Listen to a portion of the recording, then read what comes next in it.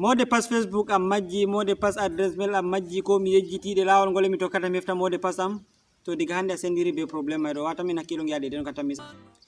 Assalamu alaikum warahmatullahi wabarakatuh. Sakiraɓe wondaɓe jeygol Plaku TV, mi silimnake dow moɗon mi hofni on kala ha gonɗon nder duniyaro fo. Ɗum sakirawo moɗon Adamu Haruna. E hande min gaddani en tindinore lawol ngol ƴamoto min ko nde mode pass Facebook am majji, ko je email am, ko je Twitter am, ko je Instagram e ko nandi be majum. Ɗuɗɓe nder moɗon mi andi ɗo mari probléme majum. Yake fere a tawa créé no compte maɗa Facebook aɗo naftira be majum, yande a waɗa sanyi téléphone ni ko hunde fere si a tawa a yejjiti mode pass Facebook maɗa man ɗo, a yiɗi ha hefta mode pass may ɗum salo heftago warta sey to a acci compte man ɗo a créé compte fere, ko adresse mail a tawa ɗo number no adresse mail maɗa, aɗon no sigino kujeji maɗa marɗi muhim sosai bana sin ko photoji ko numéroji, sai a tawa yejjiti mode pass maɗa. To a yejjiti mode pass man ɗo ni kabda ha kefta ɗum heftatako. To hande min gaddani en lawol tindinore be koyɗum kala mode pass je meɗuɗa waɗugo fu, ko je Facebook, ko je Instagram, ko je Twitter, ko je adresse mail maɗa ɗon lawol tindinore nde min tindintama jata kefta ɗum be koyɗum. Non bo to a mandake nde kala nde mode pass maɗa majji fu ko ngejjitoɗa ɗe fu a tokkan lawol may ɗo ja kefta mode pass maɗa man ɗo. Mi tammi tindinore may ɗo nde fottane ɗuɗɓe nder moɗon. Ngam may hedde ko naste nder vidéo man ɗo, to hande on arande maɗa wargo ha jeygol Plaku TV, ma bo a yejjitino abonay, laaru saragal jungo maɗa nyamo a yiyan bindi boɗeji ɓe ɗo vindi abonné.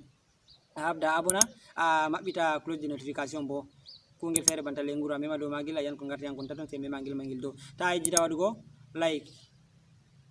Tammi on andi kon like ha nder vidéo la min calingol goɗɗo jami no ɓe wiyata like ma bo jembe fulfulde mi anda ɗum, ngam may anduɗon no ɗum wiyete ɓe fulfulde fu yecciyam heɓa mi jaabo on ƴamnoɗo de no ɗum wiyete ɓe fulfulde. Non to vidéo man gol fottanima bo ta yejjitu partage gol yemman no heɓa bandiraɓe ɗuɗɓe ja ndara, ngam may ɗo tami ɗuɗɗina on sodutu en dille nder vidéo man gi on dede no katammi salorago.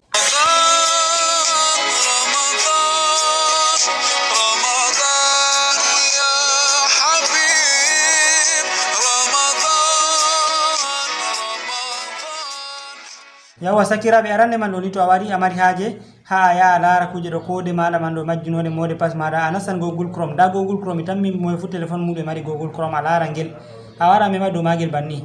a wata memi dow magel ngel nasto jotta kam sai a rena ngel maɓɓitanoma, a rena ɗum timmina waɗugo recherche ni ɗum waddunema. Jotta banni on dari a laari ɗum waddaniyam, jotta sai a lara dow ɗon seragal jungo nyamo nda ɗo ni nda toɓɓon taton kon ɗo to alama ɗo a laari toɓɓon taton kon sai a wara mema dow makon banni a laari ɓawo memi dow makon a laari no ɗum waddaniyam, sai a dirtowo less a wara a lara paramétre, nda ɗo ɓe windi paramétre, to téléphone maɗa be anglais woni a laran ɓe windi setting, sai a tabbitina a wari a memi dow setting may ko paramétre may, nda paramétre ɗo jotta a laari memi dow majum, nde a laari memi dow majum a laari no ɗum waddaniyam, sai a dasowa ni a dirto a wara a lara nda liñigol ɗo ha ɓe windi mode pass, a laari mode pass, to téléphone ma be anglais woni ma a laran ɓe windi passport banni a laari nda ɗum ɗo mi tammi on daari ɗum wangani on boɗɗum, to sai a wara mema dow majum banni. ɓawo to a memi dow majum nda ɗum ɗo a laari nda ɗo ɗum fu ɗum kodeji dedei compte ji am ɗi mari, nda compte email, nda je Facebook, nda je ko ɗume fu, to an kay ngal jotta a ɗaɓɓiti a laari je Facebook maɗa ko je hunde maɗa fere a yiɗi kefta kode ma lawol ngol e tokkata, jotta en gaɗu nda ɗo ɗum compte am Twitter, mi yiɗi mi hefta mode pass majum je les ɗo, jotta sai mi wara mi mema dow majum banni, ɓawo to mi memi dow majum a laari ɗum waddaniyam, jotta nda numéro je mi maɓɓitiri, nda numéro ma ɗo mi tammi on dara ɗum boɗɗum ɗum waɗi kuje ɗo kam muñigi on, nda numéro ma je mi maɓɓitiri Twitter, nda mode pass may kanje goni ɗo ɗe bangayi, to mi memayno dow guitel ɗo ni jotta ɗe bangayi, jotta mi wawan mi mema dow guitel ɗo banni, to mi memi dow guitel may ɗum waddaniyam ɗo a laari ɗo ɗum kode am je mi waɗi je sécurité, ngam ta goɗɗo jaɓa téléphone am wiya nastan lara ɗum, jotta mi wawan mi itta kode am man banni,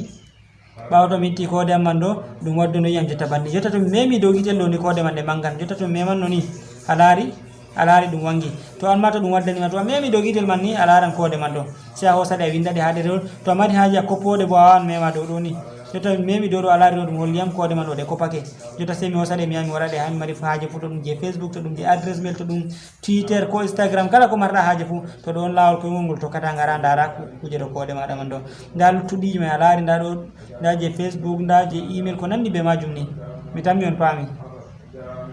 Yawa bandiraɓe fulɓe, mi tammi on daari lawol koygol ngol tokkoton kefton mode pass moɗon majjunoɗe diga je Facebook, ko je email, ko je Twitter, ko je Instagram, kala ko anduɗon fu, e non bo a laari lawol koygol ngol tokkata koɗa mode pass maɗa ɗon majja ko a yejjitade lawol koygol ngol tokkata a hefta ɗum. Ngam may ɗo mi tammi vidéo men ngol fottanima, to vidéo men ngol fottanima habdu a partage al yemma nder groupe ji maɗa je WhatsApp e Facebook, non man do beddani no bo sattinango min jokki don lawol ngol a wallitorto min non bo heba min ngada ko waddano e gonde de video ji pottana don ni tindinoje pottana do mi andi video no fottanima tay jiddu wadugo lay to abonay no bo habda abona amma do on jarama bandirabe fulbe non be maran be haaje nastugo groupe amin je WhatsApp min gaddi de wallinde amin ko min koytini de ko larani groupe amin je WhatsApp on andi de no dum yobayno dum nasta groupe amin je WhatsApp dudbe der modon don bolwana min yake fere biyan gidi nastugo groupe amin je WhatsApp man to min biiru de nano dum yobata goddo fere wiya ko dum nawi ko an kam ni wonno kawai ngam maydo dalila barka lewru sumaye min dusti de amma dum promotion min gaddi de lewru sumaye tan to lewru sumaye salake ni mardo haaje nastugo groupe amin je WhatsApp wawi wolwana min yoban 500 dal dari on nandi do ni yawa min gatuma der groupe amin heba siwtoda kala ko min gaddi fu wawan laarugo ngam dudbe der modon yake fere don bolwana min jama min jamde fere de video ji goddi min artuno min gadi tindinoje dum de ko larani WhatsApp to a jami min bo min potay min biya min gadante video musamman min bonna wakkati min gada ma dum fere mara yugo de sugleji amin minon ma non may boka fottanta min a jami min hunde min gada nayi ma min gerbamma nayi to a wari a woni der groupe amin mayro en ballotiri don dum buran nafugo en fu meden an ma wartan kala video min gadi fu awan larugo minon bo min siwtake a jama min ko min biya dole sai to min gadani ma video ko bo a jama min gada nayi ma kam maydo mardo haaje fu wawan mata min do numéro ji amin idi WhatsApp numéro ngota ma dum numéro amin Adamu Haruna numéro ngota bo numéro Saleh Hassan mo matudo nder amin fu e ce on charri natugo groupe may ma bo charri natugo groupe kan deja on narti on andi di mardo haaje fu yoban 500 tan non habdu bo to wod banni ko mara ko goddo mada anduda mari haaje idi natugo de lara kala application je tindino je min gaddata fu hokko dum numéro ji amin o mata min mi heba min gata mo nder groupe maydo on jarama bandirabe fulbe wassalamu alaikum